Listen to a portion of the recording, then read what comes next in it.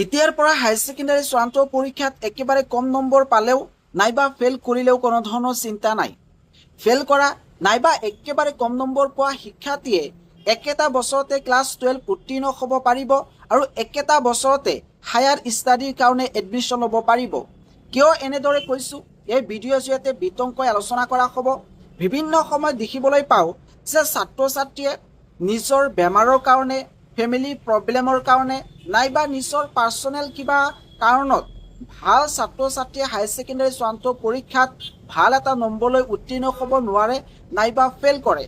এই ফেল কৰা নাইবা একেবাৰে কম নম্বৰ পোৱা শিক্ষাৰ্থীয়ে আগতে এটা বছৰ পিছত হায়াৰ ছেকেণ্ডাৰী চূড়ান্ত পৰীক্ষা দিব পাৰিছিলে। অৰ্থাৎ ধৰি লওক যে কোনোবা এজন শিক্ষাৰ্থীয়ে কম নম্বৰ পাইছে নাইবা ফেল কৰিছে 2026 চনত, তেওঁ 2027 চনত আকৌ হায়াৰ ছেকেণ্ডাৰী চূড়ান্ত পৰীক্ষা দি উত্তীৰ্ণ হ'ব পাৰিব আৰু হায়াৰ ষ্টাডিৰ কাৰণে এডমিশ্যন ল'ব পাৰিব।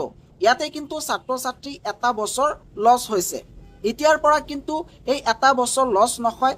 এতিয়াৰ পৰা শিক্ষাৰ্থীয়ে একেটা বছৰতে হায়াৰ ছেকেণ্ডাৰী পৰীক্ষাটো দিব পাৰিব আৰু একেটা বছৰতে গ্ৰাজুৱেশ্যন নাইবা হায়াৰ ষ্টাডিৰ কাৰণে এডমিশ্যন ল'ব পাৰিব। ইতিমধ্যে কিন্তু আছাম ষ্টেট স্কুল এডুকেশ্যন বৰ্ডে কেৱল মাত্ৰ শিক্ষাৰ্থীৰ ভালৰ বাবে এটা সিদ্ধান্ত লৈছে। সেয়া হৈছে যে জানুৱাৰী আৰু ফেব্ৰুৱাৰী মাহত যিটো হায়াৰ ছেকেণ্ডাৰী চূড়ান্ত পৰীক্ষা অনুষ্ঠিত হ'ব, সেই পৰীক্ষাৰ ফলাফল দিয়াৰ 2 মাহৰ ভিতৰত আন এটা পৰীক্ষা অনুষ্ঠিত কৰিব, যিটো পৰীক্ষা আপুনি ছাপ্লিমেণ্টাৰী বুলি ক'ব পাৰে নাইবা কম্পাৰ্টমেণ্টেল পৰীক্ষা বুলি ক'ব পাৰে। যিটো জানুৱাৰী আৰু ফেব্ৰুৱাৰী মাহত পৰীক্ষা অনুষ্ঠিত হ'ব, সেই পৰীক্ষা যদি কোনোবা এজন শিক্ষাৰ্থীয়ে কিবা কাৰণত ফেল কৰে নাইবা একেবাৰে কম নম্বৰ পায়, তেওঁ ফলাফল দিয়াৰ 2 মাহ পিছত নাইবা 2 মাহৰ ভিতৰত আন এটা যি পৰীক্ষা অনুষ্ঠিত কৰিব, সেই পৰীক্ষাত বহিব পাৰিব আৰু সেইটো পৰীক্ষাত ভাল এটা নম্বৰলৈ উত্তীৰ্ণ হ'ব পাৰিব। গতিকে এতিয়াৰ পৰা ছাত্ৰ ছাত্ৰীৰ কাৰণে কোনো ধৰণৰ চিন্তা নাই। এতিয়া হায়াৰ ছেকেণ্ডাৰী চূড়ান্ত পৰীক্ষাত ফেল কৰিলেও কিন্তু শিক্ষাৰ্থীয়ে পিছত যি পৰীক্ষা অনুষ্ঠিত হ'ব, সেই পৰীক্ষা দি ভাল এটা নম্বৰলৈ উত্তীৰ্ণ হ'ব পাৰে। গতিকে এতিয়া ছাত্ৰ ছাত্ৰীৰ যি এটা বছৰ লছ হোৱাৰ নিয়মটো আছিল, সেই নিয়মটো এতিয়া সলনি হৈছে। এতিয়া কিন্তু ক'বলৈ গ'লে 5% অৰ্থাৎ উত্তীৰ্ণৰ হাৰ সম্পূৰ্ণৰূপে বৃদ্ধি পাব।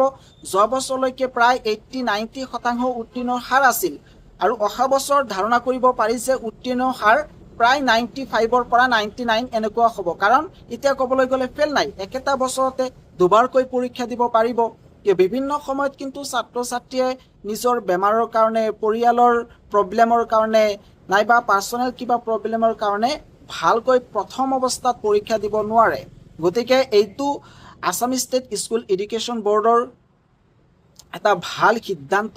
এই ভিডিঅ'টো সকলোৱে শ্বেয়াৰ কৰি দিব যাতে অসমৰ প্ৰত্যেকগৰাকী হায়াৰ ছেকেণ্ডাৰী পৰীক্ষাৰ্থীয়ে জানিব পাৰে।